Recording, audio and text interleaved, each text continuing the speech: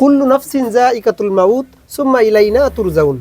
রব্বুল আলামিন বলতেছেন প্রত্যেক প্রাণীকেই মৃত্যুর স্বাদ গ্রহণ করতে হবে। এটা কিন্তু চরম একটা বাস্তবতা যে প্রত্যেককেই মৃত্যুর স্বাদ গ্রহণ করতে হবে এবং জীবনে কিন্তু সবাইকে ওই জায়গাটায় যেতে হবে। কিন্তু ভাই এই কথা বলার উদ্দেশ্যটা কি?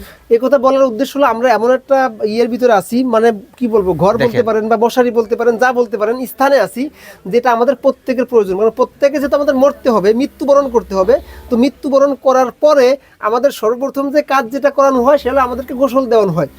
মানে মুসলিম ভাই গোসল করানোর সময় তো অনেক সমস্যা আমরা ফেস করি। প্রথমত কাপড়ের সংকট থাকে, জায়গা সংকট থাকে, তারপরে এদিক সেদিক থেকে পুরনো কাপড় বা ডেকোরেশনের কাপড় হয়, অনেক ঝামেলা।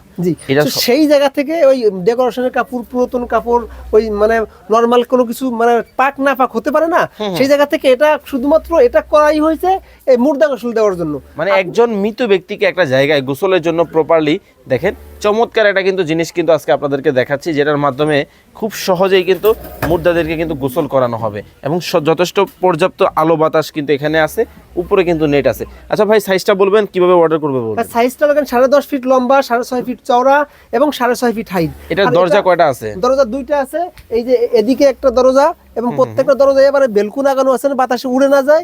আবার এদিকেও একটা দরজা, দুই দিকেই দরজা আছে।